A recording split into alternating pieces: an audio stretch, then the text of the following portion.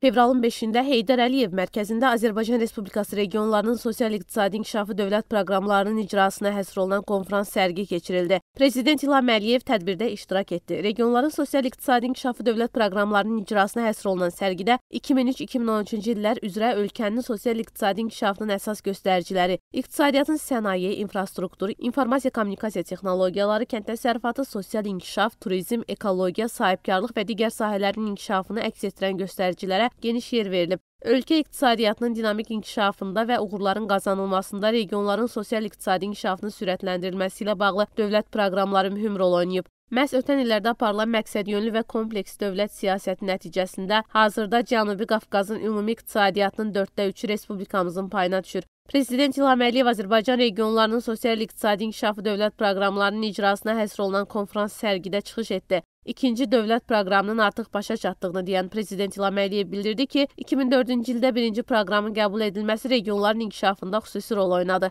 2009-2013-cü illəri əhatə edən ikinci proqramın da regionların inkişafında ümumiyyətlə ölkəmizin iqtisadi potensialının gücləndirilməsində rolu böyük olub. Bunun nəticəsidir ki, bugün Azərbaycan gələcəyə çox böyük ümidlərlə baxır. Bunun əsas səbəbi isə iqtisadi müstəqillik və siyasi iradədir. Son 10 ildə Azərbaycan çox sürətlə inkişaf edib. İqtisadiyyat 3,4 dəfə, sənaye istehsalı 2,7 dəfə artıb. Bakı-Tbilisi-Ceyhan neft kəmərinin istifadəyə verilməsi ölkəyə xeyli gəlir gətirib. Təbii sərvətlərdən əldə olunan gəlirlər infrastruktur layihələrinə uğurla istiqamətləndirilib. 2004-cü ildə əgər birinci proqram qəbul edilməsəydi, bugünkü Azərbaycan reallıqları tam fərqli ola bilərdi. Regionların inkişafı, sahibkarlara verilən dəstək, qeyri-neft sektorunun inkişafı, idxaldan asıllığımızın azaldılması, ixrac potensialının yaradılması son illərin əlamətidir.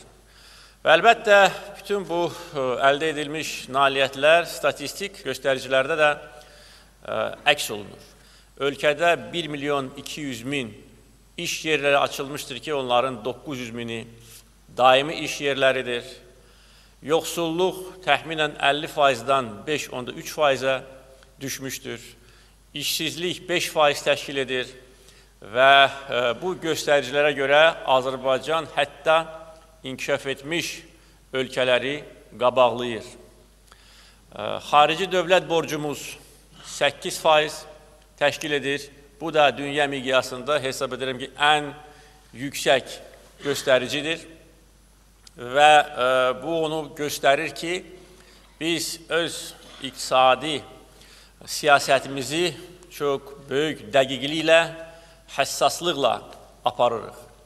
Azərbaycanın iqtisadi potensialından danışan Prezident İlham Əliyev gələcək illərdə də xarici borcun aşağı səviyyədə saxlanılacağını bildirdi. Qeyd etdi ki, ötən il Azərbaycan iqtisadiyyatına qoyulan sərmayə rekord həddə çatıb və 28 milyard dollar təşkil edib. Daxili sərmayələr xarici sərmayələri üstələyir. Bu dövr ərzində Azərbaycan xarici iş adamları üçün cəlbedici ölkə olaraq qalır. Qeyri-neft sektoruna daha çox vəsait qoyulur. Sahibkarlığa geniş meydan verilməsinin daim diqqət mərkəzində saxlanıldığını vurğulayan Prezident İlham Əliyev, ölkə iqtisadiyyatına ən çox lazım olan sahələri inkişaf etdirmək üçün sahibkarlığa kömək Milli Fondu tərəfindən güzəştli kreditlər verilməsinin bundan sonra da davam etdiriləcəyini diqqətə çatdırdı. Son 10 il ərzində 1200-dən çox obyektin açılışında şəxsən iştirak etdiyini deyən dövlətimizin başçısı sahibkarlığa dəstəyin davamlı olacağını dedi. Ötən 10 ildə infrastruktur layihələrinin icrası prioritet məsələ olub. Həmin müddətdə 17 elektrik stansiyası tikilib, ölkəmizin 90%-ə yaxın ərazisində qazlaşdırma aparılıb, yolların tikintisi üzrə geniş layihələr icra edilir. Sosial infrastruktur layihələrindən danışan Prezident İlham Əliyev içməli su və kanalizasiya layihələrinin də uğurla icra edildiyini söylədi və növbəti 5 il ərzində bu prosesin sürətlənəcəyini bildirdi. Dövlətimizin başçısı qeyd etdi ki, 10 il ərzində 2700 məktəb tikilib, 500-dən çox tibb müəssisəsi inşa edilib, yaxud təmir olunub.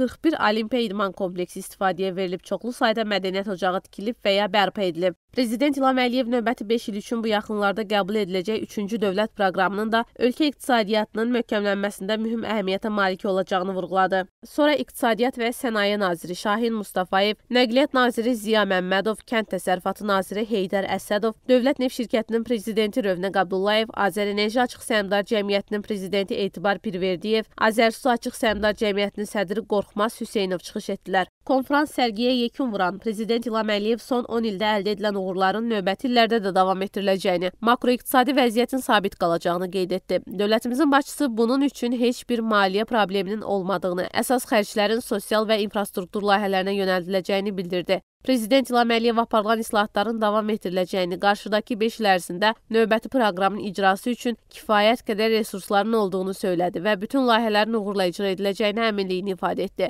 Prezident İlham Əliyev su, kanalizasiya, meliorasiya layihələrinin, kənd təsərrüfatının inkişafında müasir metodların tətbiqini, məhsuldarlığın artırılmasını, fermerlərin elektron qeydiyyat sisteminin qurulmasını, bölgələr üzrə ixtisaslaşmanın aparılmasını, torpaqların elektron uçot sisteminin yaradılmasının, subsidiyaların verilməsində tam şəffaflığın təmin edilməsinin, ərazinin keyfiyyətinin qorunmasının, aqroparkların, logistika mərkəzlərinin yaradılmasının, bankların iqtisadiyyatın real sektoruna kredit şəklində daha böyük vəsait ayırmalarının, korrupsiya və rüşvətxorluğa qarşı mübarizənin davam etdirilməsinin vacibliyindən və digər məsələlərdən də danışdı. Dövlətimizin başçısı ötən 10 ildə qarşıya qoyulan vəzifələrin hamısının tamamilə icra edildiyini deyərək, əminliklə vurğuladı ki, qəbul ediləcək 3-cü dövlət proqramı ölkənin inkişafına yeni töhfələr verəcək.